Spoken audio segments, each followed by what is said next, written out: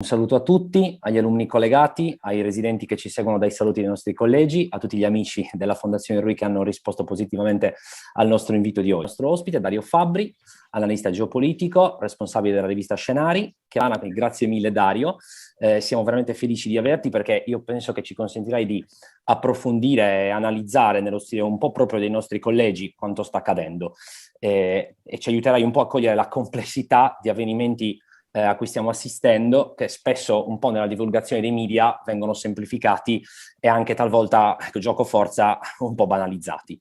Un po' il dovere di tutti noi riuscire a costruire una coscienza critica il più possibile fondata e libera su ciò che sta accadendo. Sì. Esatto, ti chiediamo di raccontarci come siamo arrivati fin qui. Gli altri attori internazionali, io penso agli Stati Uniti in primis e quindi alla NATO, la cui politica di containment aggressiva a destra Putin indica come una delle cause di questo terribile conflitto.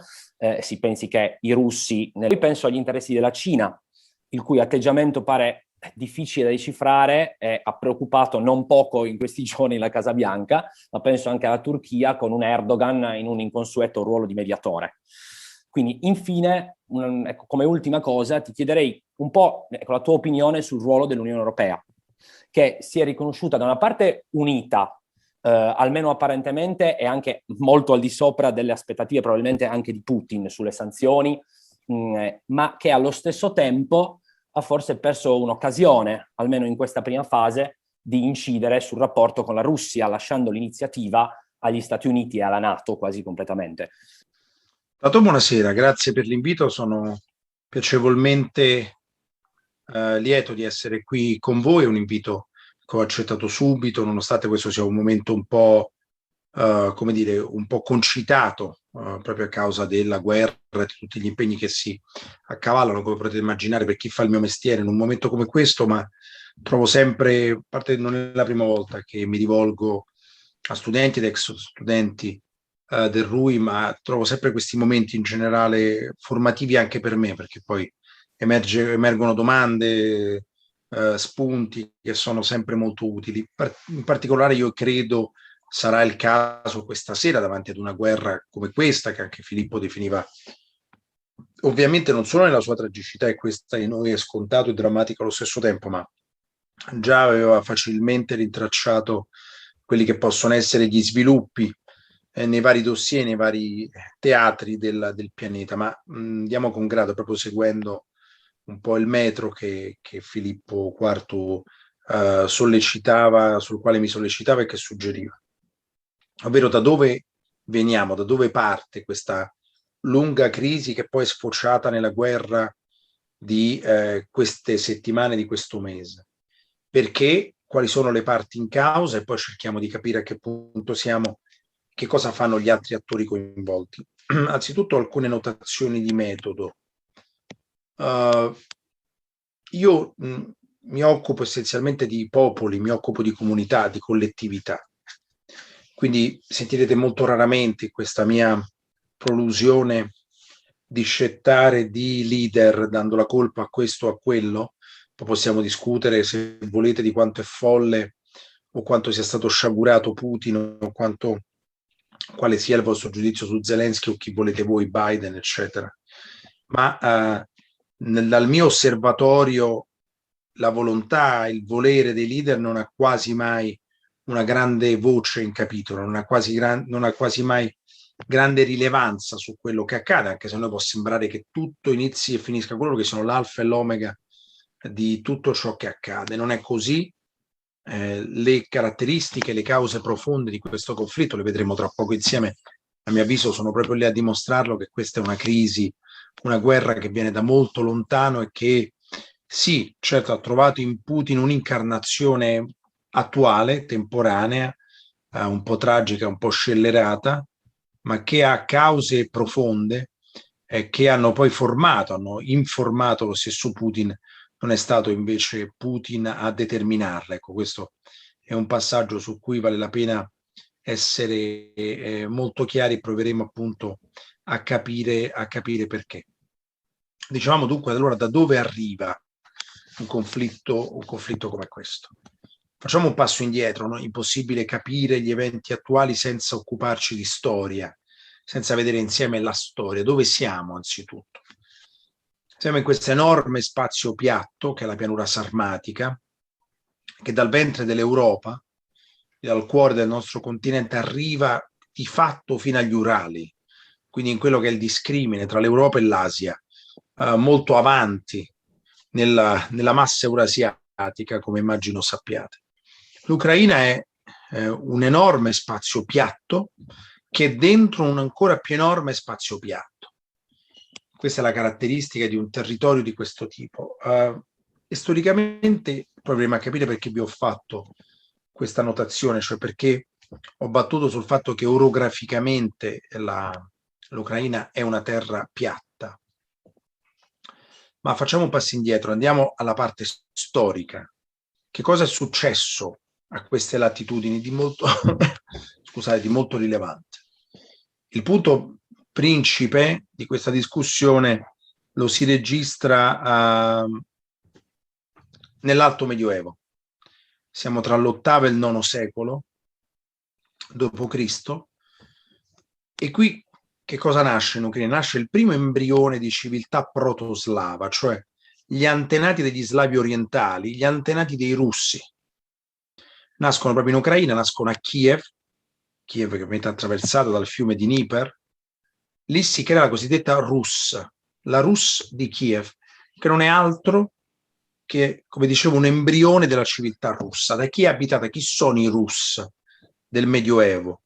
Sono una miscela un po' particolare di slavi orientali, finnici, vichinghi, quindi erano scandinavi e slavi orientali che si fondono insieme e danno vita alla progenie, che è quella appunto slava orientale, dei grandi russi, come si chiama.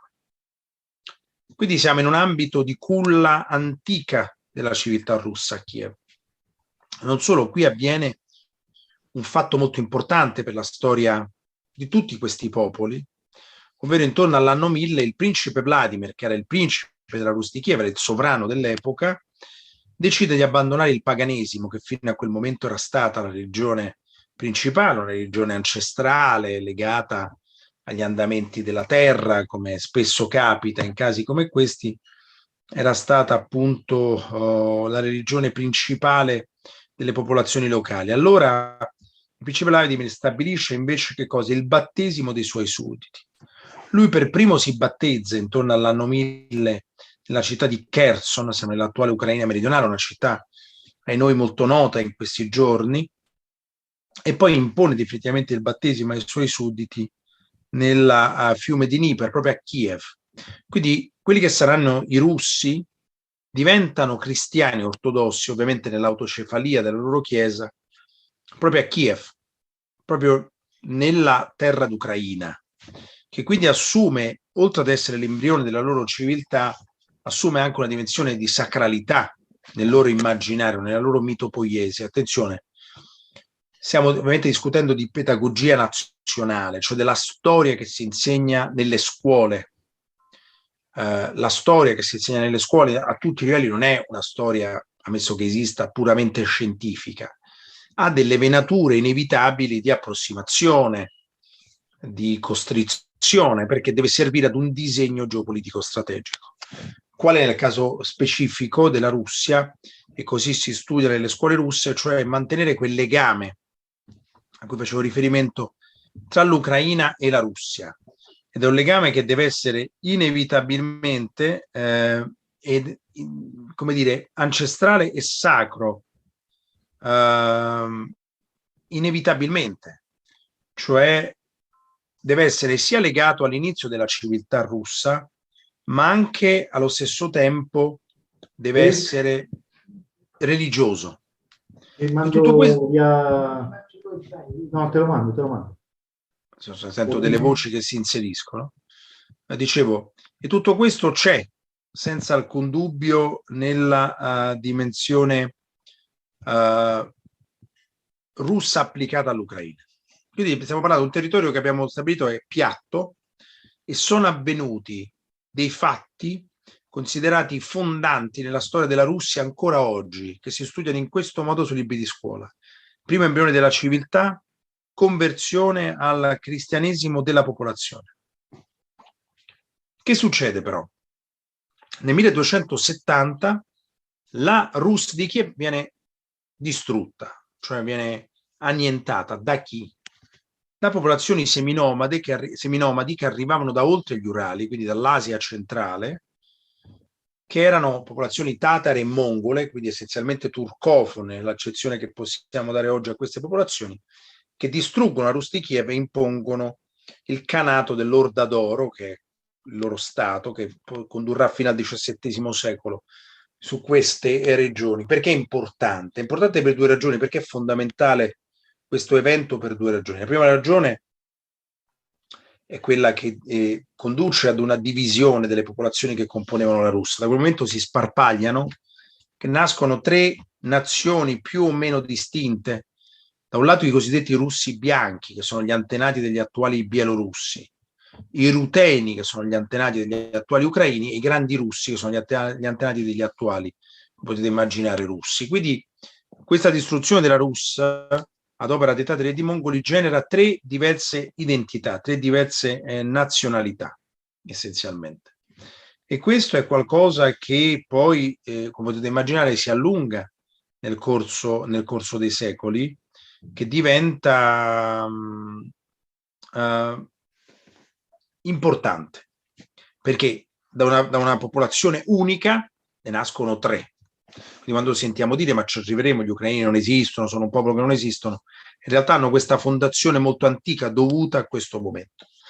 È altrettanto vero però, dicevo a partire dal 500-600, l'Ucraina, che nel frattempo è stata parzialmente spopolata perché i grandi russi si sono spostati, gli antenati degli attuali ucraini sono rimasti nella Rus di Kiev, ma i grandi russi si sono spostati verso oriente, verso il Principato di Mosca, quello che era allora, verso quindi la parte più settentrionale della pianura, mentre in Ucraina rimangono i ruteni, che erano appunto gli antenati degli ucraini contemporanei. Successivamente, che cosa succede? Che l'impero zarista, che è l'evoluzione del Principato di Mosca, sottomette tutto il suo estero vicino, l'Ucraina e l'attuale Bielorussia, oltre a tutti i territori che arrivano fino al bacino del Don. Seconda ragione per cui è importante, dicevo, l'invasione dei tatari e dei mongoli ai danni della Rus di Kiev. Perché oltre a dividere in tre identità i popoli di cui sopra, che cosa spiega loro? Insegna loro che vivere su una pianura così grande è molto pericoloso, perché si è sempre soggetti ad invasioni. Cioè, vivere in una pianura rende molto facile invadere il territorio, poi in realtà rimanervi è molto difficile. Insomma, la storia insegna che rimanere in Russia è un'impresa molto, molto complessa, ma l'invasione in quanto territorio piatto è molto semplice.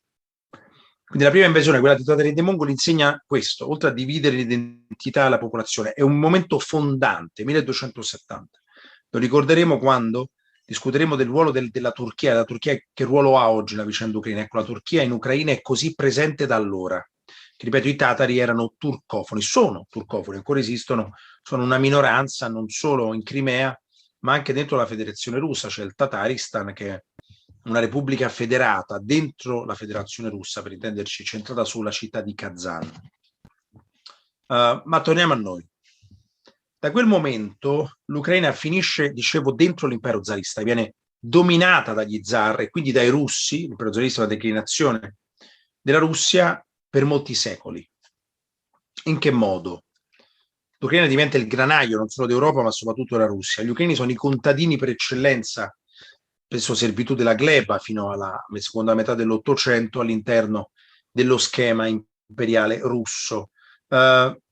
Si genera in quel momento non solo l'assoluta distruzione dell'indipendenza ucraina, ma la sensazione tra i russi, che sono ovviamente il popolo dominante all'interno dell'impero, e peraltro si sono estesi così tanto verso l'Europa e anche verso l'Asia, proprio perché vogliono scongiurare le invasioni, e per farlo hanno allungato il loro territorio, perché quando si è in un territorio piatto il modo migliore per scongiurare le invasioni è allontanare la prima linea di difesa da sé. Dicevo, trattano gli ucraini da allora non solo come una nazione non indipendente che non ha una sua identità, di più, come la popolazione addetta o alla parte militare o a quella dell'aspetto rurale della società. Questo schema, con i russi sopra e gli ucraini sotto nella piramide sociale dell'impero zarista, si perpetua, rimane nella mente dei russi ancora oggi. Quando poi arriva l'Unione Sovietica, che è un'altra declinazione dell'impero russo, allora con una vocazione imperiale diversa nella sua propaganda, quella del comunismo, ma vietato con un'altra declinazione dell'impero russo, l'Ucraina diventa una repubblica federata dentro l'Unione Sovietica, quindi sottoposta ancora al dominio di Mosca e del russo come principale lingua veicolare delle classi dirigenti. Quindi, come vedete, per molti secoli questo rapporto, attraverso le varie fasi dell'impero russo, con i vari nomi che questo ha posseduto, questo rapporto rimane, non viene intaccato in questo modo. Durante il periodo dell'Unione Sovietica, quando l'impero russo raggiunge la sua massima estensione, senza alcun dubbio, l'Ucraina mantiene il suo ruolo, quindi il suo ruolo di essere un cuscinetto, perché di questo trattiamo, i russi lo vedono così, dicevamo, le regole della grammatica stabiliscono che bisogna allontanare da sé inevitabilmente la prima linea di difesa quando si è su un territorio piatto, e per allontanarla che cosa hanno sempre fatto i russi durante i secoli? Hanno sottomesso i paesi che hanno di rimpetto, quindi quelli che hanno tra sé il continente europeo, la Bielorussia, diciamo, l'Ucraina, poi scendendo giù al Caucaso, la Georgia, quando ci sono riusciti l'Azerbaigian, eccetera. L'Ucraina è il più grande di questi paesi, perché è il più grande paese per estensione dell'Europa continentale dopo la stessa Russia, ed è gigantesco perché è tutto piatto, quindi l'idea di averlo tutto piatto ne aumenta nella percezione la grandezza, perché ci si sente indifesi. L'Ucraina ha sempre avuto dunque questo ruolo qui nella mentalità dei russi. Ma che cos'è la mentalità dei russi? La psicologia collettiva è qualcosa di cui non si parla mai, perché è un elemento puramente qualitativo della speculazione. Nelle università e noi, anche gli studi umanistici sono ormai approntati alla quantità più che alla qualità. Quante pubblicazioni fai? Di che cosa ti occupi? Ma quanto te ne occupi? Infatti, puntualmente, quando si tratta, nei casi isolati e brillanti, quando si tratta di facoltà umanistiche, ciò che producono proprio come pubblicistica non se la legge nessuno.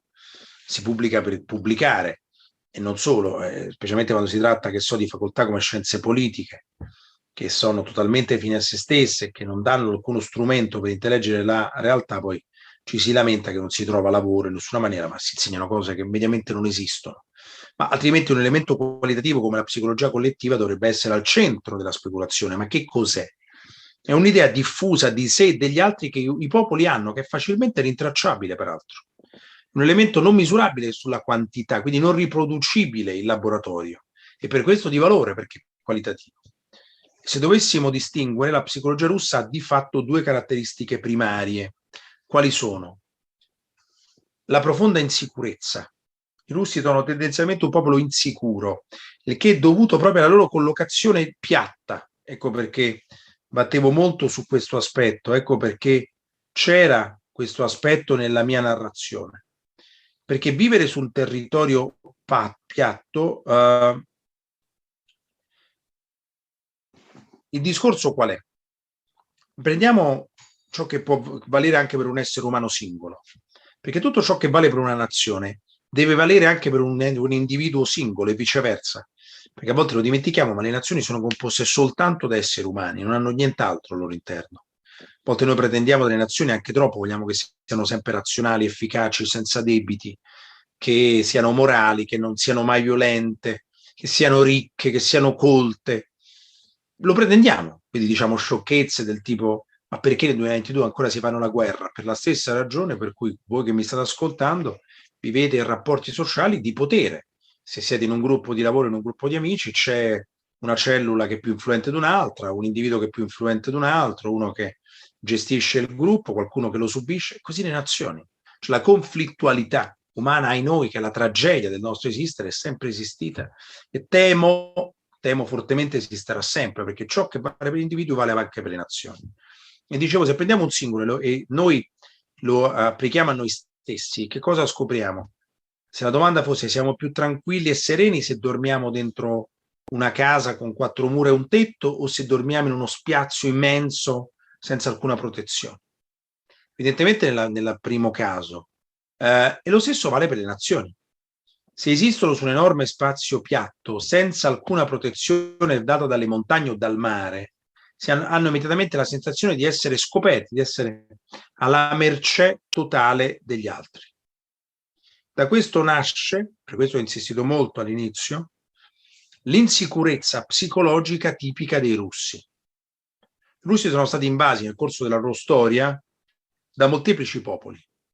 Abbiamo citato i tatari, i mongoli, aggiungiamo gli svedesi, i francesi, i tedeschi, gli italiani molte volte hanno invaso la Russia, l'hanno fatto anche gli statunitensi in un'occasione, ma potremmo proseguire. Il punto è che poi hanno sempre fallito nell'occupazione, per quanto è grande e complesso non solo il territorio, ma anche l'animo dei russi, che difficilmente si danno per vinti. Però le invasioni sono state molte, le invasioni potete immaginare anche quando poi finiscono nella sconfitta dell'invasore. Sono una tragedia per chi li subisce, come adesso è una tragedia per gli ucraini, perché portano devastazione, morte, non sono certo una passeggiata. I russi, sapendo di essere così inclini ad essere invasi, hanno da sempre una grave insicurezza psicologica. Hanno sempre provato ad ovviare a tutto questo, come diciamo, creandosi dei cuscinetti al loro estero vicino, a partire dall'Ucraina. Seconda caratteristica principale della psicologia russa, qual è? La sovradimensionata idea di sé. I russi uniscono queste due ossessioni, quella dell'insicurezza e un'idea di sé superiore, cioè loro si sentono un popolo che merita sempre di essere superpotenza, di essere impero, di imporsi sugli altri. Questo ce l'hanno. Quindi si crea questo mix molto complesso nella psicologia dei russi, per cui hanno paura degli altri e allo stesso tempo sentono di meritare e di dominare gli altri, che spesso li rende tremendamente aggressivi, proprio l'unione di queste due caratteristiche, perché i russi peraltro sono un popolo che esiste ancora in dimensione puramente storica, mentre noi viviamo in dimensione post-storica, cioè noi siamo convinti che la storia sia finita, perché viviamo in una meravigliosa bolla, che è quella del post-storicismo, per cui chiediamo che le guerre non esistano più, sarebbe bellissimo se fosse vero, ma ai noi non è mai successo nella storia dell'uomo che non vi fossero, noi ci siamo convinti di sì, crediamo che tutto ciò che conta è la qualità della vita, l'avanzamento individuale, eccetera. Ma le grandi potenze di questo pianeta vivono tutte in dimensione storica, quindi sono miserabili e violente allo stesso tempo e campano di potenza, che è appunto per noi un concetto estraneo, cioè si saziano non di qualità materiali, ma si saziano di gloria, della gloria geopolitica, cioè della volontà di rimanere come grandi potenze nei libri di storia.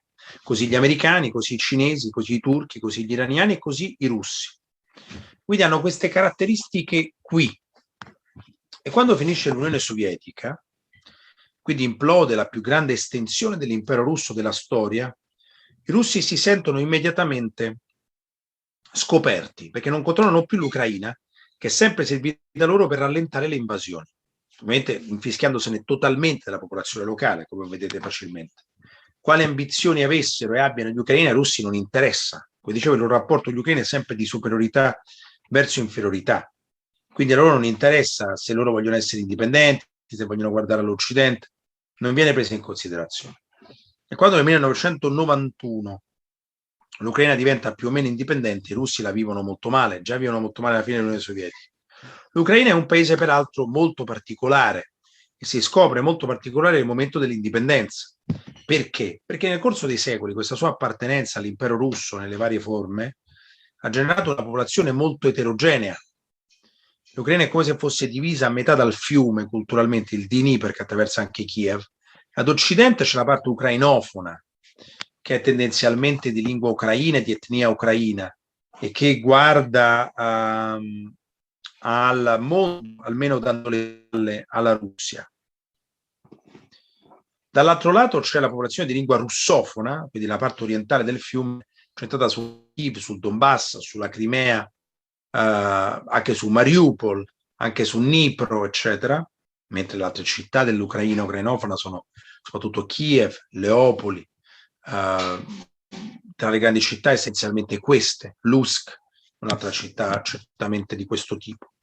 Un paese così diviso, che quindi ha una componente etnica complessa, dove la maggioranza della popolazione parla russo nel 1991, ma è ancora di etnia ucraina, quindi sono in maggioranza di etnia ucraina, ma parlano russo, perché il russo poteva essere la lingua dei coloni che sono arrivati, che hanno abitato soprattutto la parte orientale del paese, è sempre stata la lingua veicolare dell'impero, e quindi la si imparava anche per ragioni burocratiche, per avanzamento di carriera, eccetera.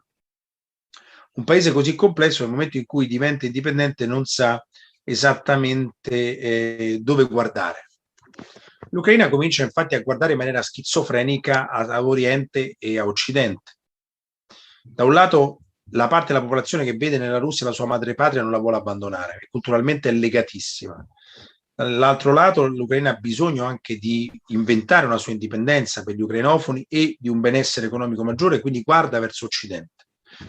Questo genera degli attriti molto forti all'interno del paese. Nel 2004 c'è la prima rivoluzione colorata, che è una rivoluzione di piazza che di fatto anticipa Maidan, che conduce ad un tentativo limitato di smarcarsi dalla Russia, perché comunque negli anni immediatamente successivi alla fine dell'Unione Sovietica, comunque l'Ucraina rimane ampiamente nell'orbita russa.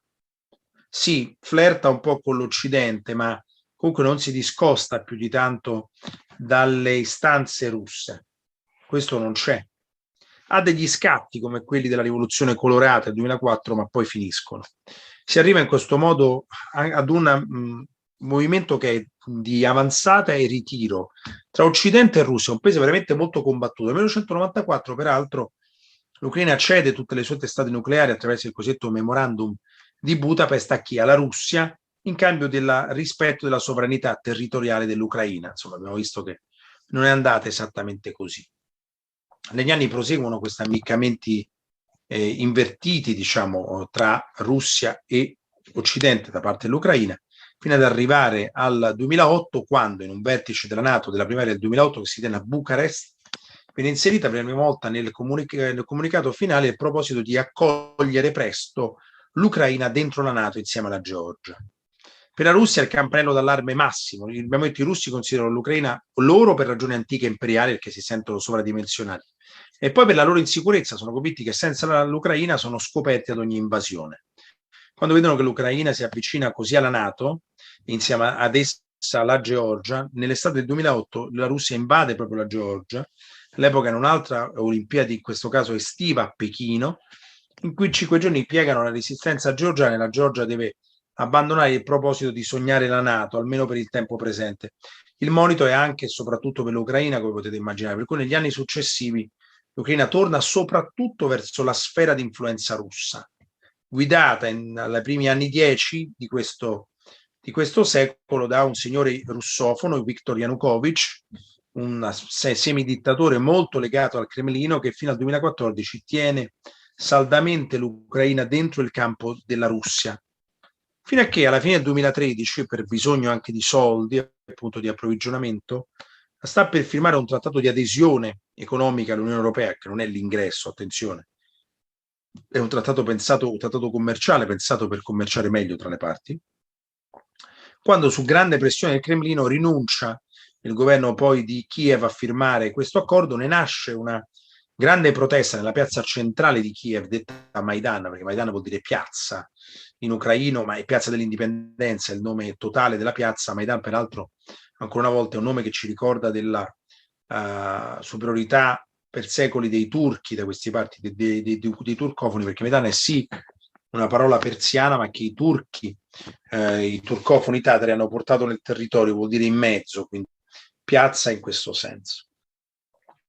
La ribellione di Maidan nel 2014 porta al rovesciamento del governo di Yanukovych e da allora l'insediamento di governi filo occidentali, ma soprattutto indipendentisti ucraini, che hanno in testa la volontà della maggioranza della popolazione, cioè quella di essere ucrainofoni e di sganciare da Mosca. Questo che cosa determina? Nel 2014, come immaginate, questo determina l'annessione russa della Crimea. La Russia risponde a quanto sta succedendo annettendosi la Crimea proprio per mantenere il suo controllo sul Mar Nero a fronte della perdita dell'influenza sul paese generale. E poi la Russia agita anche il Donbass, che è questo bacino carbonifero del Don, posto nella parte sudorientale del paese, centrato su due oblast principali che sono quelli di Lugansk e Donetsk. Il 2014 porta al parossismo le divisioni interne all'Ucraina, ad una difficoltà ormai conclamata per cui l'Ucraina si schiera con la sua indipendenza e con l'Occidente, ma perde la Crimea e di fatto anche il Donbass. negli anni successivi al 2014 molte cose cambiano. L'Ucraina e i governi ucraini continuano ad avvicinarsi all'Occidente, la NATO arma fortemente e massicciamente le forze armate ucraine, non solo, la destra anche. A destra anche attraverso esercitazioni, eccetera. C'è una partecipazione esterna notevole dell'Ucraina alla NATO a partire dal 2014 in poi. E poi ancora questo sistema istituzionale di chiara ispirazione indipendentista ucraina vieta l'utilizzo del russo come lingua nazionale, in alcuni casi anche come lingua regionale. C'è una discriminazione ai danni dei russofoni nel paese, che non è un genocidio per niente, come lo racconta Putin, queste sono sciocchezze, ma c'è una discreta discriminazione ai danni dei russofoni all'interno dell'Ucraina. Questo negli ultimi 8 anni, quindi la situazione prosegue, l'Ucraina che si avvicina alla NATO e ancora una volta all'Unione Europea.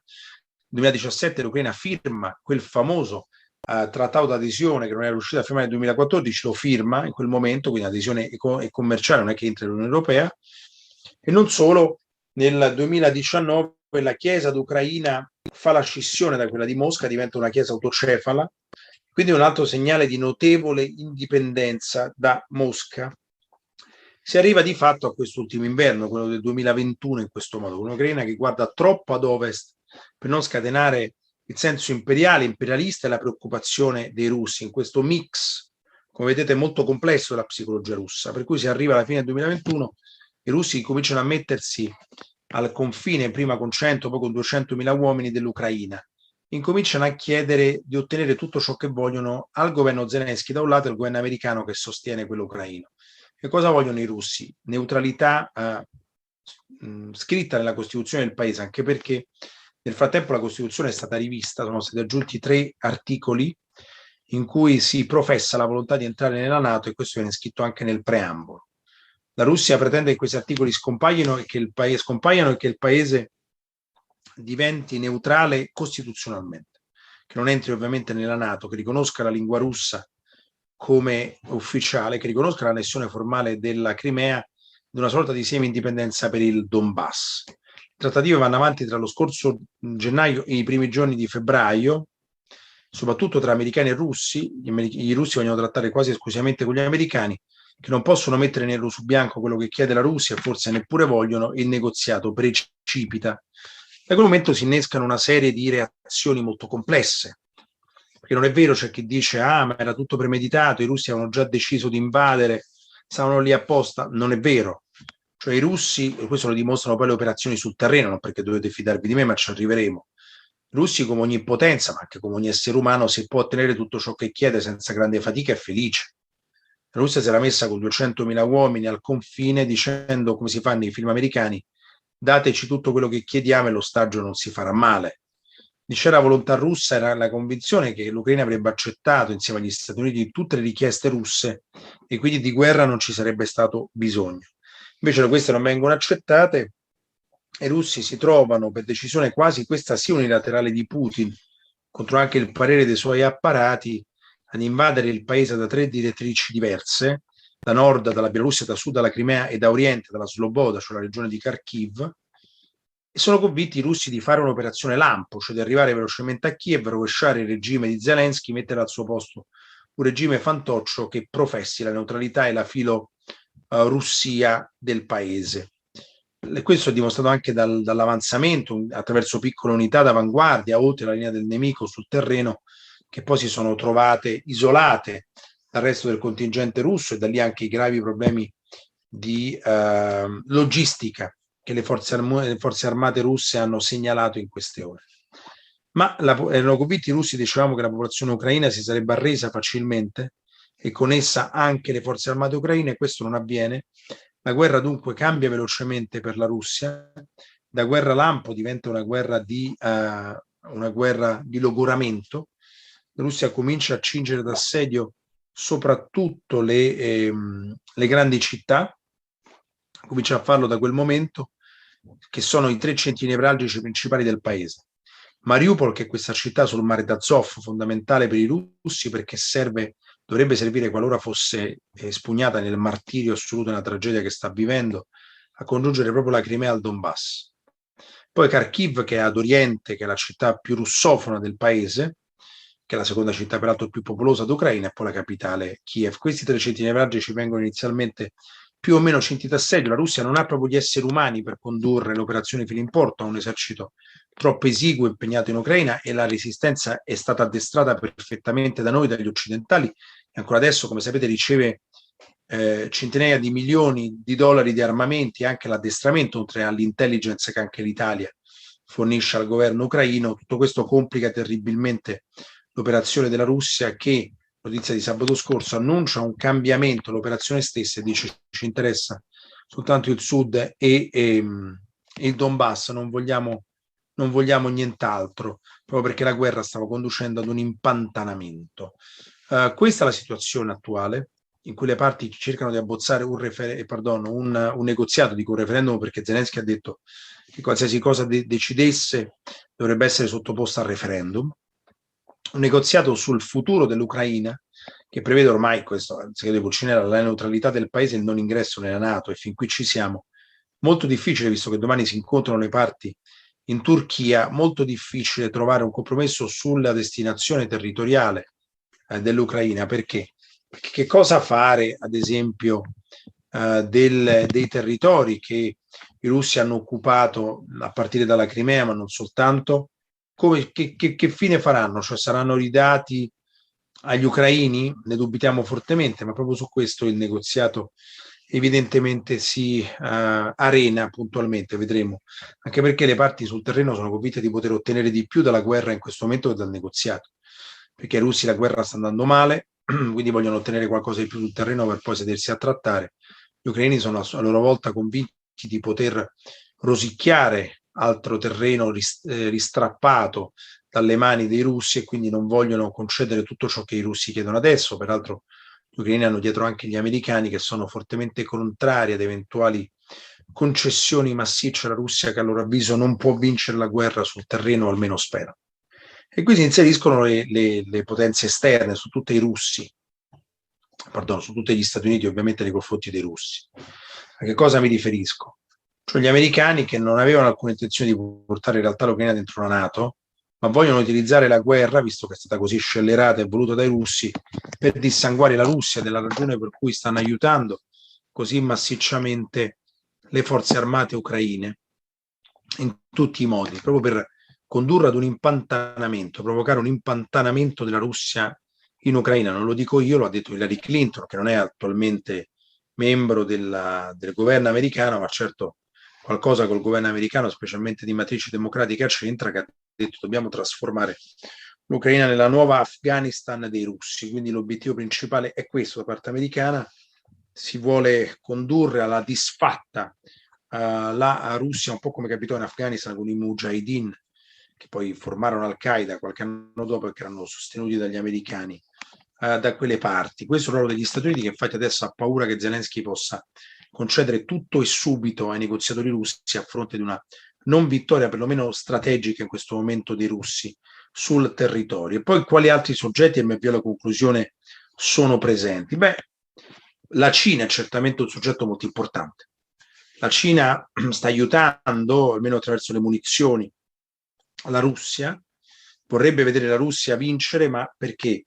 Non perché ami la Russia, due pesi non si amano, ma perché è convinta la Cina che presto lo scontro con la NATO costerà anche ad essa, cioè toccherà anche alla Cina affrontare la NATO quasi inevitabilmente, o almeno l'Occidente, quando continuerà a volersi espandere nell'Indo-Pacifico, ad esempio a recuperare l'isola di Taiwan. E poi la Cina è soddisfatta che questa guerra distrae gli Stati Uniti in Europa e quindi impedisce loro di concentrarsi troppo sull'Indo-Pacifico, che è evidentemente il teatro più strategico per i cinesi, neanche a dirlo.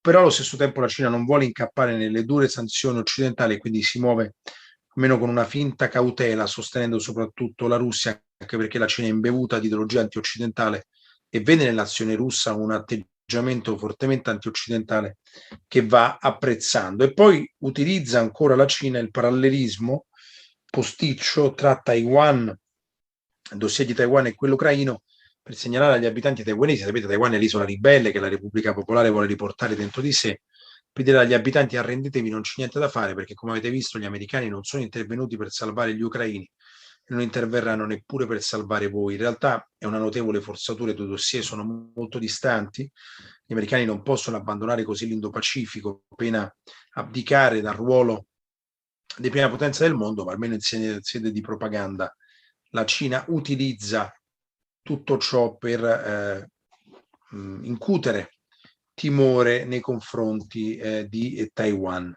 Quali altri soggetti ci sono poi? La Turchia e poi alcuni paesi europei, e chiudo. La Turchia, dicevo, è molto impegnata storicamente da quelle parti. Ancora oggi la Turchia così ha la Crimea propria, perché c'è questa grande minoranza tatara, i tatari sono appunto turcofoni e la Turchia li vede in questo modo. La Turchia ha più strategicamente la necessità di evitare che la Russia si prenda tutto il litorale dell'Ucraina, perché questo renderebbe la Turchia non più la potenza dominante nel Mar Nero, e poi la Turchia è da sempre un impero concorrente della Russia, quindi vuole evitare che la Russia ottenga una vittoria di questo tipo nel suo cuscinetto principale.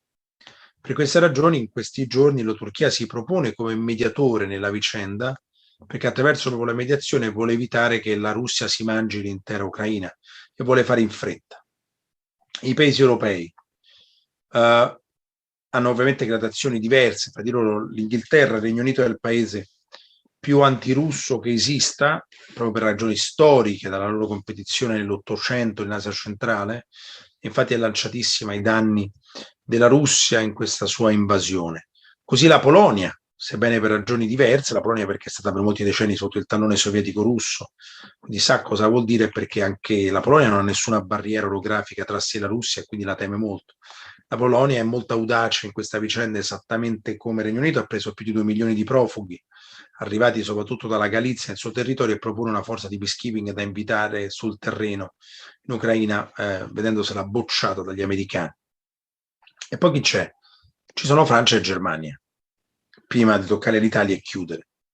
La Francia non ha una grande antipatia per la Russia. Macron ha lasciato sempre un canale privilegiato aperto con Putin, spera in un cessate il fuoco per evitare che la guerra si allarghi sul nostro continente e porti ad un'ulteriore catastrofe che poi i paesi dell'Europa non saprebbero gestire. La Germania ha totalmente modificato invece il suo approccio.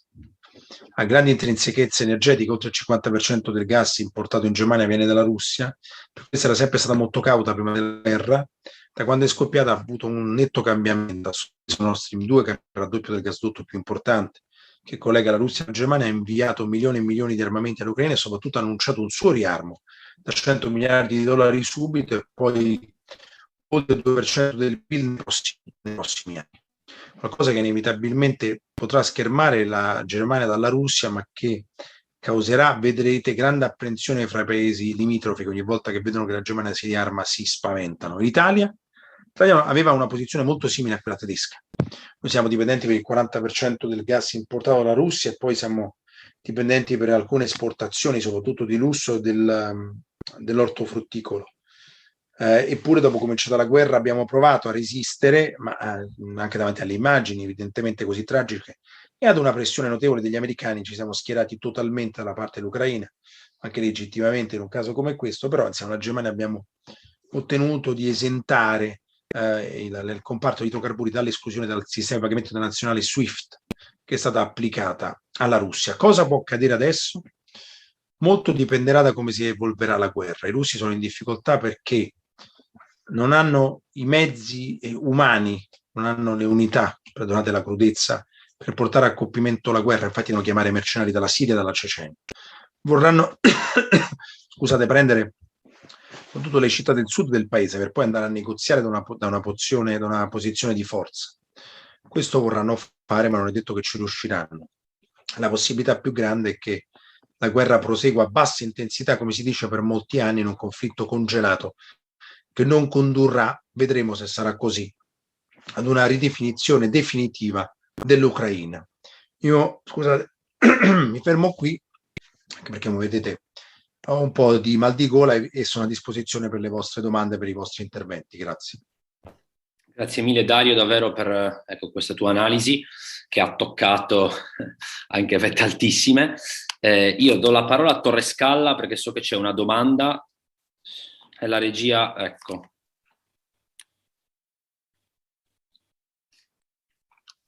Andrea, dovresti avere la possibilità di parlare. Ecco. Eccomi. Grazie, dottor Fabbri, per la Ci sono, eccomi qui, ci sono, stavo bevendo al volo, ma ci sono. Sì, io la sento, lei mi sente? Eccomi, adesso mi vedrà anche, eccomi qui. Bene, eccoci. No, grazie mille. Grazie a lei. Ha dato tanti spunti in modo Perdonate la velocità, ma sai, in 40 minuti mettere dentro tutte queste cose, quindi inevitabilmente c'è stata qualche semplificazione, ma il tempo mi costringeva a farlo. Certo. Io vorrei riprendere questo spunto che lei ha dato, che mi è piaciuto molto personalmente, cioè di non fissarsi, diciamo, sui leader per avere un approccio più, ecco, che parta dai popoli, dalle comunità. E allora mi chiedo, oggi si riesce a capire che cosa pensa il popolo russo? Perché appunto in Italia, penso anche alla stampa internazionale, c'è una narrazione che sta spingendo molto per creare un distacco tra la classe media e Putin, diciamo così. Ma questo appunto dal suo osservatorio effettivamente trova una risposta anche reale, cioè è quello che sta succedendo, oppure c'è un allineamento ancora? Lei prima ha menzionato il fatto che forse l'invasione vera e propria è stata decisa da Putin anche contro il parere del suo establishment, però la società civile russa, se così possiamo dire, il popolo, la comunità, si ritrova in questa guerra? Sì. Domanda. Grazie. Allora, la domanda è molto complessa. Perché è molto complessa? Tanto grazie. Perché i russi non hanno un'idea delle cose che è esattamente identica alla nostra, che è una banalità, ma il primo principio della geopolitica è calarsi negli occhi dell'altro, mai portare le proprie di categorie ed applicarle agli altri, che invece è il vizio classico non solo dell'ideologia, ma della scienza politica per eccellenza. Quindi noi vediamo il mondo così, gli altri no, ma è solo una questione di tempo. Cioè prima o poi ci arriveranno, non è vero, non succede sempre, non è mai stato realmente così. I russi di che cosa vivono? Io ho provato a raccontarlo prima. I russi non vivono di benessere, della qualità della vita per come la conosciamo noi. Non hanno mai avuto il benessere che abbiamo noi, l'aspetto materiale che conosciamo noi, quindi non ne hanno alcuna nostalgia. Come tutti gli imperi, campano di status, che per noi è incredibile. Prima io l'ho definita gloria, cioè dell'influenza che esercitano gli altri e del timore che esercitano sugli altri.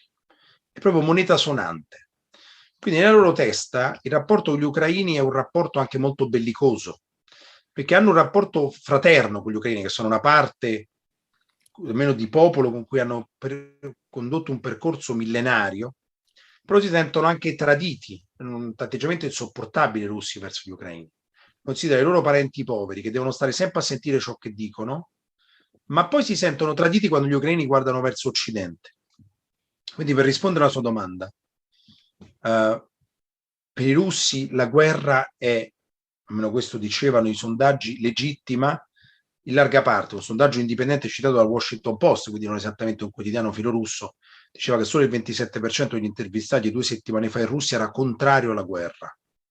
Quindi hanno un'idea della guerra che è quella di dire, il russo medio, se voi lo incontrate, quando arriva a massima confidenza vi dice ma l'Ucraina mica esiste, cioè mediamente il russo ne è convinto, non è un paese indipendente, è parte del nostro impero e gli ucraini devono stare con noi. Hanno proprio un atteggiamento paternalistico verso gli ucraini. Quindi sì, una grande fetta della popolazione è favorevole alla guerra, ma poi le cose possono cambiare. Anzitutto dipende come la guerra si sviluppa, si dipana. Molte immagini non ne vedono, visto che c'è una forte censura, come sapete, in Russia, ma perché? Non solo per non far vedere alcuni fallimenti, ma pure perché c'è quel legame ancestrale con gli ucraini. I russi non sopporterebbero di vedere atrocità commesse sugli ucraini, diciamo così, in grande quantità. Quindi per ora certamente c'è un largo consenso perché tutti i russi, il russo medio considera l'Ucraina un paese che deve stare con sé, che non può essere indipendente. È pericolosa la presenza della NATO perché vorrebbe dire avere dentro casa un esercito estraneo e forse anche ostile, senza capacità di schermarsi, senza barriere orografiche. Poi vedremo come andrà la guerra. Se la guerra si mette molto male, anche la percezione dei russi potrebbe cambiare, ovviamente. Grazie. Grazie mille. Attiviamo l'audio a Giovanni, che pone la seconda domanda. Eccoci. Ecco. Mi sentite? Sì, sì. Buonasera. Buonasera, dottor Fabbri. Buonasera. Mi è interessato molto il suo riferimento alla psicologia collettiva, che attiene sostanzialmente a questo particolare periodo storico, in particolare diciamo l'idea che hanno i russi sostanzialmente da un lato, diciamo di sentirsi un popolo forte, un popolo diciamo di una nazione fortemente imperialista, e dall'altro comunque di sentirsi sempre diciamo sotto attacco, sotto pressione da parte delle potenze vicine, anche diciamo in un senso molto irrazionale, potremmo dire. Voglio porle in merito due domande. La prima attiene sostanzialmente al futuro dell'Europa una volta che sarà terminata questa guerra, perché io penso sostanzialmente che questa guerra terminerà con una pace di compromesso, forse anche con un fronte che rimarrà aperto per anni. E come conseguenza sostanzialmente vi può essere anche un futuro dell'Ucraina, di quello che ne resterà dell'Ucraina nell'Unione Europea. Però vorrei sapere, secondo lei, come può l'Unione Europea gestire diciamo, un nuovo Stato membro come l'Ucraina, che al suo interno avrà un popolo, a mio avviso, fortemente revanchista nei confronti del popolo russo, e dall'altro lato come potrà gestire diciamo, l'esistenza di un fronte aperto, perché ci saranno, come ci sono tuttora, delle zone del territorio ucraino occupate da parte di una potenza straniera, ostile anche all'attuale conformazione dell'Europa. Certo. E poi anche volevo chiederle, sempre rimanendo sul tema della psicologia collettiva, se nei suoi pro e contro, sostanzialmente forse questa è la prima volta che si è formato un nazionalismo a livello di Unione Europea, cioè sostanzialmente come se l'Unione Europea, con questa nuova diciamo corsa alle armi molto spesso che si è realizzata e che è stata diciamo incentivata da parte di molti anche esperti di geopolitica, come si è sentito in questo periodo, può essersi diciamo unita come è successo per quanto riguardava le nazioni, ad esempio nel periodo romantico. Grazie. Ok, grazie. Tanto grazie. Parto da questa considerazione che mi sembra molto interessante, anche per poi dare spazio se ci saranno ad altre domande. Ma io credo che ci sia, ma proprio a monte, un'idea un po' falsata di come nascano le nazioni, che è un po' tipica del nostro atteggiamento post-storico a cui facevo riferimento. Quindi noi siamo convinti che le nazioni possano nascere dalla convenienza. Cioè, guarda quanto stiamo tanto bene insieme, perché siamo più ricchi se stiamo insieme, non ci facciamo le guerre, ci rendiamo tutti più capaci, eccetera. Perché non creiamo una nazione? Semplicemente perché le nazioni non sono nate mai così, nemmeno una volta nella storia. Come può dire, sai, ma una volta, un'eccezione, mai, nemmeno una volta, e non nasceranno mai così. Dicevo che tutto ciò che vale per gli esseri umani vale per le nazioni. Le nazioni hanno dentro solo esseri umani. Il discorso che uno può dire è come un matrimonio di convenienza, un rapporto di convenienza. Dice, tu sei ricca, io no, oppure siamo entrambi ricchi, mettiamoci insieme per il patrimonio, non so quale altra convenienza potete trovare, sceglietela voi. Una volta, sapete molto meglio di me, i matrimoni di convenienza erano all'ordine del giorno, non che oggi non esistano più, attenzione, ma non vuol dire che siano matrimoni d'amore, sono matrimoni di convenienza. Ecco, la nazione questo non lo può tollerare, perché le nazioni sono fatte di sentimento puro, che è involontario, è sopra la nostra volontà. Sapete, noi anche che ce l'abbiamo molto sfumato in quanto italiani, infatti siamo quelli più inclini a credere che una nazione possa nascere dalla volontà da una volontà a tavolino, appunto, per convenienza, per interesse. Ma anche noi italiani, quando andiamo all'estero, che cosa scopriamo? Ci sentiamo particolarmente italiani, cioè lo facciamo per opposizione. E scopriamo di esserlo anche contro la nostra volontà. Cioè, non abbiamo fatto niente per esserlo, perché appunto l'appartenenza ad una nazione è puro sentimento, cioè trascende la nostra volontà. Ma come nascono le nazioni? Le nazioni nascono in due fasi e sono sempre state quelle, non hanno mai conosciuto differenze. Ai noi le nazioni nascono tutte attraverso la violenza, tutte, non c'è mai stata una nazione che è nata senza la violenza. Cioè come? C'è una parte, un gruppo che si impone sul resto e lo costringe a vivere accanto a sé. L'elemento embrionale di una nazione è sempre questo. Prendiamo l'Italia. Peraltro l'Italia come nazione, si può discutere, esisteva già probabilmente, ma era una nazione che aveva soltanto un senso letterario, non aveva un angelo sentimentale. Il Piemonte, che si fa federatore d'Italia, costringe il resto del paese ad unirsi allo Stato che ha in testa da sé. La spedizione dei 1000 è una spedizione militare in cui si fanno la guerra, una guerra civile, italiani contro italiani. Non solo, quando poi il Regno delle Due Sicilie viene abolito perché è annesso al Regno d'Italia, c'è un enorme fenomeno di resistenza che si chiama brigantaggio nella nostra pedagogia, che era sì criminalità, ma era anche una resistenza contro quella che veniva considerata un'occupazione. Poi, come è normale, questo nella storia che si studia non c'è in questi termini. Se la domanda è molto meglio che siamo una nazione, certo è molto meglio che siamo una nazione, è la massima aspirazione che avevano gli italiani del massimo risultato che hanno ottenuto, quello dell'unità della nazione. Ma tutte le nazioni nascono in questo modo. La battaglia di Mentana, vicino Roma, è una battaglia in cui hanno perso la vita migliaia di italiani che erano tra gli zuavi pontifici, difendevano lo Stato pontificio contro l'unità d'Italia, che è stata imposta loro con la morte. Poi c'erano anche laziali, romani, siciliani che erano per l'unità d'Italia, ma non vuol dire che tutti lo fossero. Quindi le nazioni nascono così, dalla guerra, dalla violenza, dall'imposizione. Poi, nelle generazioni successive, il ricordo di ciò che è stato scompare. E se una nazione si crea sentimento, dalla violenza nasce il sentimento. Tutte le nazioni funzionano così. Noi, di quella guerra civile che è stata l'unificazione d'Italia, non abbiamo nessuna contezza oggi. Eppure sono stati migliaia di morti. Potremmo citare che la nascita della nazione tedesca è uguale, visto che lei citava il romanticismo.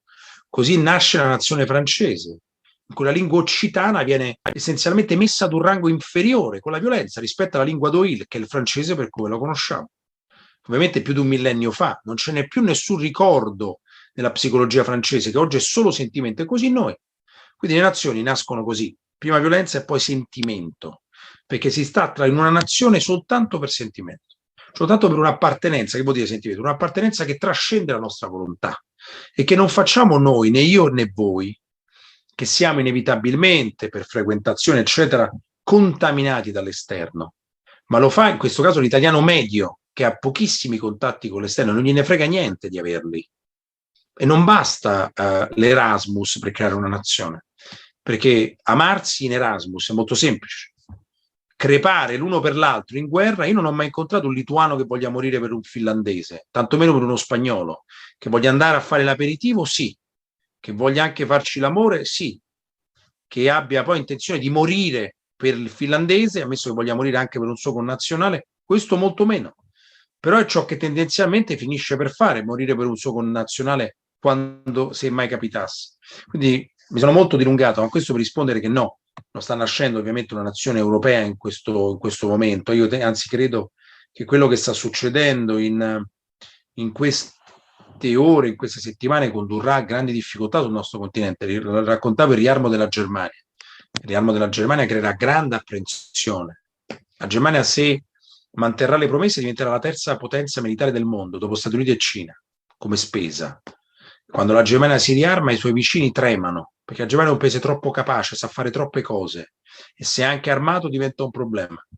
I francesi proveranno a imbracare. I francesi non è che credono all'Europa unita, sono francesi, attenzione, utilizzano l'Europa per i loro fini.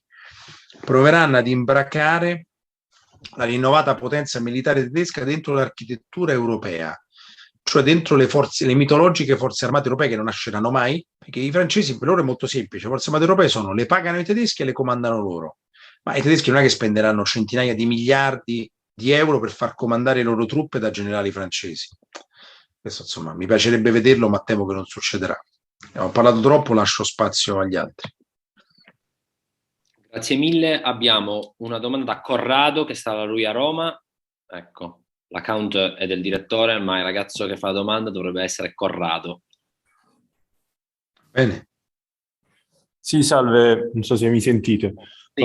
Comunque, no, ho apprezzato molto la lettura in chiave di una storia, non come pacificazione, che invece, diciamo, da noi va molto cioè, sembra un po' il pensiero vigente, ma più che altro una storia come scontro di rapporti di potere, relazioni di potere e scontro.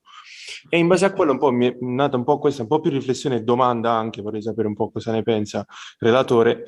Quando si è parlato molto spesso da un punto di vista storico e si parla di questo rapporto di potere come alla base appunto della guerra, si scambia molto spesso questa argomentazione come una giustificazione dello scontro. Si tende a dire non è accettabile, non si può parlare, i valori democratici, i valori occidentali non ci fanno, non ci permettono nemmeno di poter parlare, poter anche argomentare il concetto di guerra. E questo era un po' una provocazione, perché mi sono ritrovato anche di fronte a altri incontri, appunto, sempre in cui si parlava di questi argomenti, di fronte a chi Sì. dibatteva con questa argomentazione. Volevo vedere un po' la sua opinione su questo, grazie. Cioè, in che senso, no? Sintetizzando, che cosa intende? Cioè, E la difficoltà a trattare di questi argomenti, come Sì. mai diciamo, c'è questa difficoltà di poter argomentare un po' una guerra, Ok. forse come ci si sente Chiaro, quasi chiaro. giustificatori, ma... Ah, beh, sì, cioè, ha ragione, è una domanda molto importante, non avevo colto questa sfumatura. Ha ragione, perché il punto qual è? Che indagare le cause profonde di un conflitto viene considerato, come lei ha sintetizzato perfettamente, a mio avviso, viene considerato come una forma di apologia di questo o quell'attore. Cioè, quando poi si indagano le condizioni dei vari attori impegnati, si diventa apologetici nell'interpretazione che se ne dà. Quindi se io vado ad indagare le cause che hanno condotto all'aggressione della Russia, dell'Ucraina, sto giustificando la Russia. A me non interessa niente giustificare la Russia, ahimè, so che la storia è talmente tragica per cui i grandi imperi come la Russia, sebbene in declino si sente di essere, diventano crudeli e commettono atrocità. Non c'è niente da giustificare, c'è un aggressore ed un aggredito. Ma il mio mestiere è stabilire da dove nasce l'aggressione russa e capire quali sono state le cause che l'hanno condotta. Ma lei ha perfettamente ragione.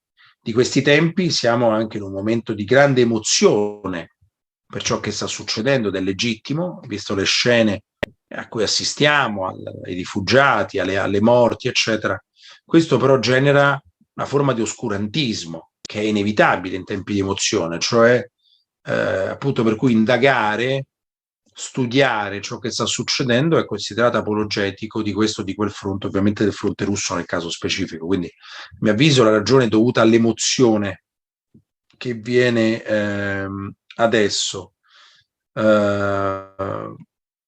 Però ha ragione, non è semplice in questo momento fare questo mestiere. Credo che lei l'abbia colto alla perfezione.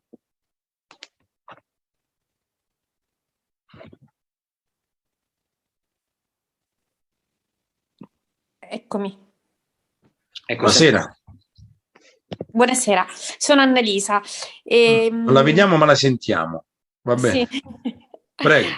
Allora, io invece volevo parlare dei leader. Allora, sì. Però le faccio, diciamo, velocemente dei nomi, no? Volevo un suo giudizio. Allora, Putin è davvero così solo?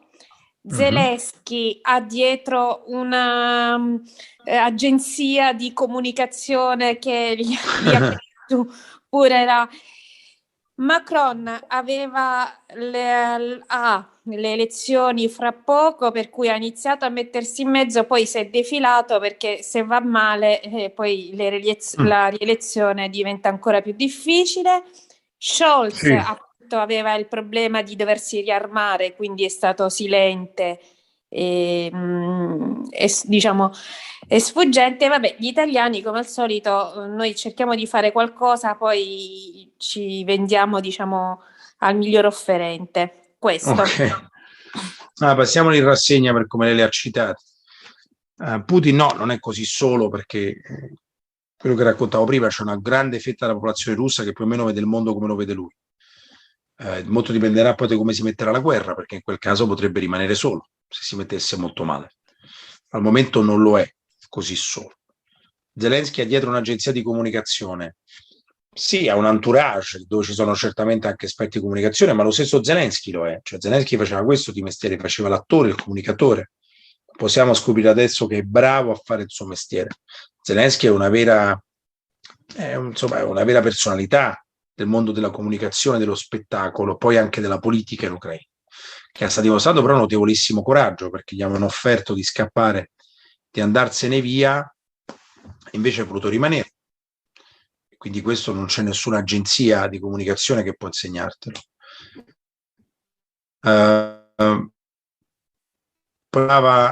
Sicuramente Macron, lei dice si è tirato un po' indietro perché ha le elezioni, ma non è vero che si sia tirato così tanto indietro, penso che ieri ha criticato fortemente le parole di Biden che invitavano al cambio di regime in Russia e continua a sentire Putin molto spesso, quindi Macron è ancora dentro la vicenda. Scholz doveva giustificare così il suo riarmo, ma non è che Scholz abbia tutto questo grande potere.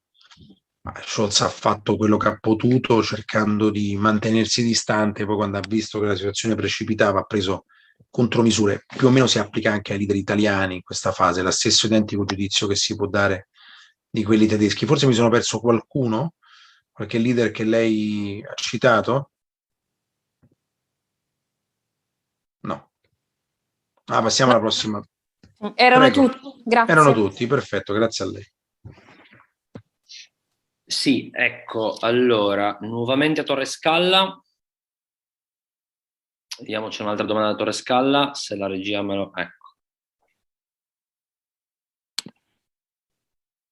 Diamogli la voce perché non ce l'hanno.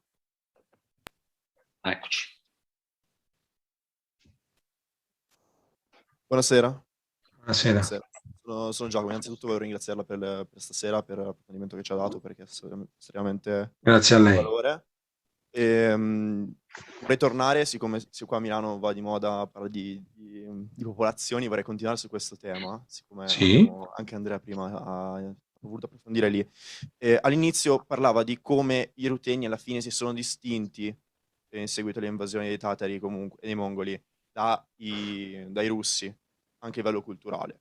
Sì. A questo punto, però, il Principato di Mosca però ha ripreso il controllo del terreno e anche della popolazione. Quanto questo ha influito sullo sviluppo culturale di un'identità ucraina in seguito nel corso degli anni, anche poi considerato tutte le vicende successive? E poi un'altra cosa che viene dalla mia esperienza personale, nel senso che ho un amico di San Pietroburgo che qui Sì. provo a stare un po' in contatto e mi parla di quanto in effetti i russi abbiano in comune con gli ucraini a livello di famiglia, nel senso che tantissimi russi hanno una famiglia in Ucraina. Imparentati, è vero? Imparentati, esatto, tant'è che lui ha diversi familiari in Ucraina in questo momento. A questo punto, quanto questa dimensione di famiglia, di parentela che c'è tra le persone della Russia e dell'Ucraina potrà influenzare gli sviluppi di questa guerra e dell'opinione pubblica in generale, visto che comunque a livello di opinione pubblica una cosa che mi conferma pure lui è molto il consenso a favore di Putin tuttora. Ok, grazie. Partiamo da questa. Sì, esattamente così. Cioè, non ho moltissimo da aggiungere, è vero.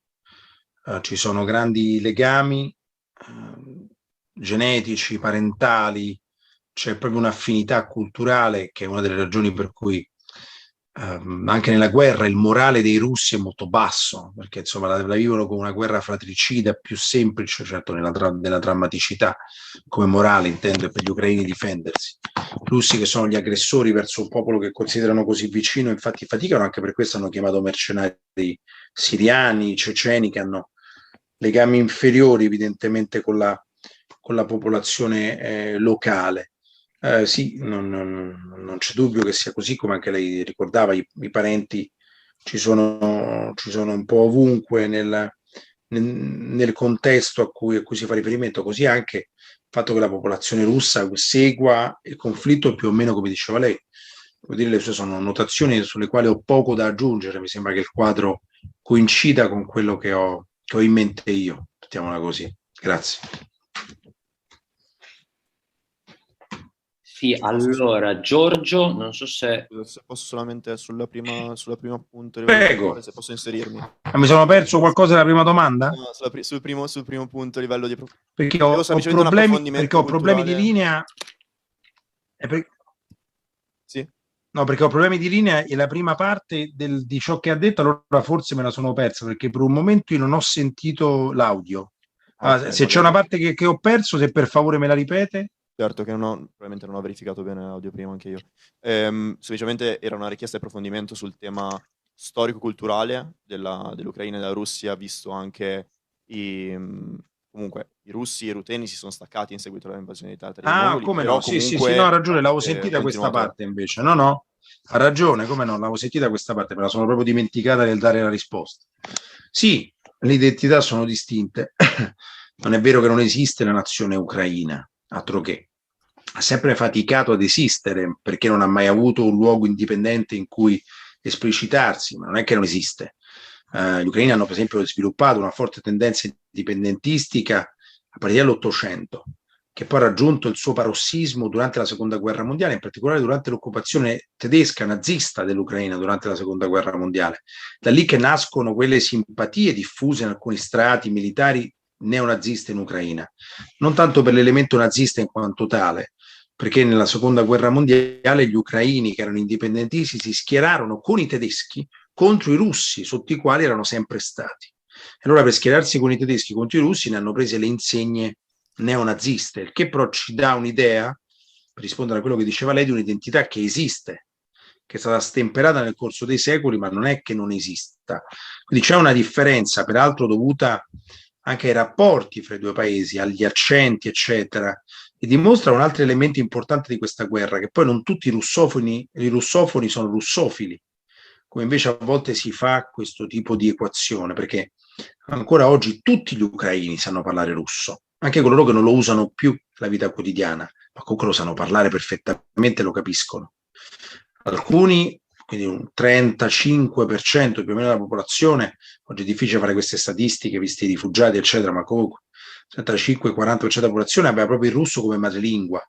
Non vuol dire che sia filorussa in quanto tale. Poi che succede, parlando di identità, se la madrepatria ancestrale, quella che tu consideri il tuo punto di riferimento culturale, ti bombarda il quartiere, ti bombarda il palazzo e ti uccide la famiglia, è chiaro che la tua percezione identitaria cambia in quel momento. Quindi sì, c'è un'identità ucraina reale, distinta da quella russa, che ha faticato molto ad esistere nel corso dei secoli e per essere indipendente a volte avrà, a volte, in particolare in un caso abbracciato anche un'ideologia come quella nazista, che serve nemmeno dirlo, è impresentabile e vergognosa, ma è stata utilizzata da quelle parti come un afflato indipendentistico, mettiamolo così. Grazie. Grazie mille, c'è Giorgio Sorci. A lei. Eccoci. Buonasera dottor Fabre, grazie ancora per la sua disponibilità. Io volevo chiederle perché secondo lei è fallita purtroppo sento proprio male, non so se sono io. Ecco, io volevo chiederle perché secondo lei adesso meglio. Perfetto, benissimo. Volevo chiederle perché secondo lei è fallita l'attuazione del protocollo di Minsk 2. Comunque sembrava, insomma, una buona base di una via d'uscita. Sì. Perché le parti, qui la risposta è molto semplice in realtà, perché le parti non l'hanno mai voluto applicare fino in fondo, né gli ucraini né i russi essenzialmente. Perché non l'hanno mai? Perché le provvisioni di questo accordo sono quello del protocollo di Minsk, insomma, per chi non avesse seguito tutta la vicenda, prevedeva insomma un cessate il fuoco, va bene, questo ci stava. Comunque soprattutto a livello geopolitico devono essere considerati i maggiori poteri da dare agli oblast di Donetsk e Lugansk, quindi del Donbass, così renderle ampiamente autonomi come oblast, quindi come quelle sono diventate oggi le sedicenti repubbliche. Sono stati firmati appunto a Minsk, per questo si chiamano accordi di Minsk. I garanti sono stati tedeschi e francesi, ma non sono mai stati applicati, da un lato perché i russi, secondo gli ucraini, non hanno mai fermato le ostilità, che invece erano la parte iniziale dell'accordo, cioè finché le ostilità non si fermano non può essere applicato. I russi non l'hanno mai fermato. Dall'altro lato I russi invece accusano gli ucraini di non averlo mai voluto applicare perché non volevano dare l'autonomia necessaria al Donbass. Quindi essenzialmente non è risultato in un successo, perché le parti non erano d'accordo. Come non sono d'accordo adesso, quale debba essere il futuro assetto del paese, molto semplicemente. Era una finzione per prendere tempo, non molto di più. Purtroppo, protocollo di Minsk. Grazie mille, Davide.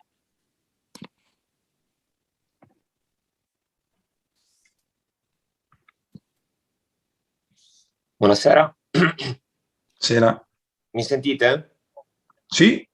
Dottor Fabbri, buonasera. Buonasera. Grazie, intanto è stato davvero illuminante finora. Grazie. Ho solamente una, siccome si è parlato di leader, e allora mi viene sì. Mi è venuta una domanda spontanea, anche se non è un leader che attivamente partecipa ai tavoli, Donald Trump. Se ci fosse stato lui, sì. sarebbe cambiato qualcosa, oppure in America la politica estera americana pesano poco i leader e molto più il deep state o il Pentagono? E questa è un po' una domanda folcloristica, ma sarei curioso di sentire un po' la sua risposta. E poi un'altra domanda sull'India. Sì. C'è questo schema, diciamo, di interscambio rubli-rubie, vorrei capire il significato anche geopolitico, oltre che eventualmente l'impatto economico. E poi mi chiedevo anche l'Europa. Forse abbiamo sentito molte dichiarazioni, alcune anche molto, diciamo, sopra le righe, diplomaticamente a volte anche abbastanza, come dire, scioccanti. Ecco, se si fosse mantenuta un pochino più di moderazione, forse l'Europa poteva giocarsi il suo ruolo di ponte, che poi in fondo è la vocazione un po' anche dell'Unione Europea con la Russia, che è stata un po' anche, diciamo, la politica estera della Prima Repubblica, quella di rimanere un po' su quel crinale. Ci siamo giocati troppe carte, abbiamo lasciato spazio ad altri attori, abbiamo fatto bene per rimanere aderenti ai principi democratici, alla difesa della libertà, o potevamo fare un pochino più di realpolitik e meno, diciamo, dichiarazioni roboanti da Twitter, diciamo. Grazie. Tanto grazie a lei. Su Trump non sarebbe cambiato moltissimo, perché comunque non solo non è il presidente a decidere fino in fondo queste vicende, sono mediamente gli apparati, come anche lei ricordava. Comunque l'opinione pubblica americana si è molto schierata contro la Russia, quindi nessun leader decide da solo dove deve andare essenzialmente la comunità che presiede, quindi sarebbe cambiato il tono, questo sì, ma non sarebbe cambiato poi il fatto in sé, come gli americani si stanno comportando. Solo che poteva avere l'Europa, non so se lei a quali dichiarazioni roboanti fa riferimento, ma non so nemmeno, per essere molto onesto, che tipo di ruolo, che cos'è l'Europa. Esistono i paesi europei, questo sì, l'Europa non è che esiste, non è che non c'è niente peraltro come la Russia che divida più i paesi europei, che non hanno mai niente di comune quando si tratta di vicende estere. Tutto funziona quando c'è il bel tempo, cioè quando non succede niente. E lì andiamo, è come anche nei rapporti umani, lì per forza si va d'accordo, poi quando succedono le cose non si va più d'accordo e si scopre che non siamo la stessa cosa. Sulla Russia le idee sono molto diverse, i polacchi vorrebbero radere l'Azzuolo, i romeni pure, i baltici ancora peggio, gli svedesi pure, i finlandesi idem, gli italiani no. Gli italiani vogliono avere un eccellente rapporto con la Russia, i francesi anche, gli spagnoli invece non interessa proprio niente della Russia, è troppo lontana, non si sono manco mai posti.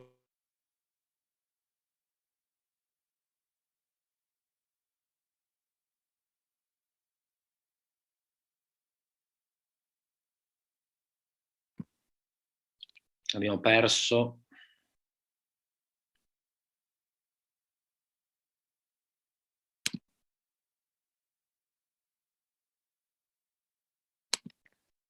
Abbiamo perso il dottor Fabbri.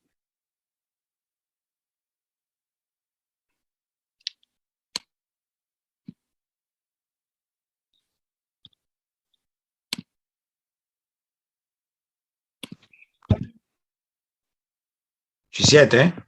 Eccoti, sì, Dario, ti avevamo perso. No, scusate, era caduto Zoom.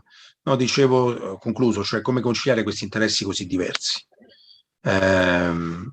Probabilmente non c'è modo di conciliarlo, infatti spesso si va in maniera erratica. Quello che è successo adesso è che gli americani hanno imposto una linea comune a tutti i paesi della NATO.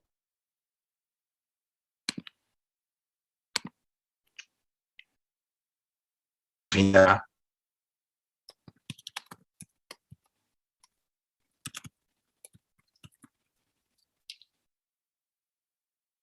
Abbiamo problemi di linea, mi sa.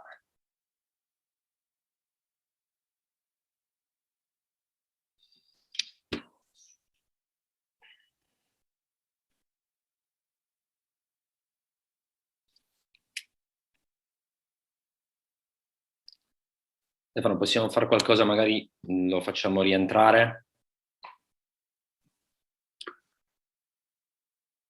Temo di no, perché è proprio un problema dato la sua connessione. Forse adesso ci siamo, eccoci. Eccomi, mi auguro mi sentiate. Purtroppo adesso non ho capito. Ti abbiamo perso per qualche secondo. Non so che cosa, però no, dicevo che io purtroppo alle 10:30 vi devo lasciare, quindi faccio in tempo a rispondere ad un'altra domanda, se c'è. Allora, sì, ci sarebbe l'ultima domanda di Stefano. Ok. Stefano dovrebbe essere, mi spiace per tutti gli altri, abbiamo ricevuto veramente una caterva di domande. No, mi chiedo scusa, ma purtroppo alle 10:30 devo... Sì, ci sarebbe la domanda di Stefano. Ecco, prego Stefano. Buonasera, mi sente? Sì, molto bene. Sì, ecco, volevo chiedere questo, cioè la situazione economica americana poco prima della guerra era particolare, voglio dire, Powell che doveva alzare di 50 business point i tassi, l'inflazione e via discorrendo, cioè c'era una serie di condizioni.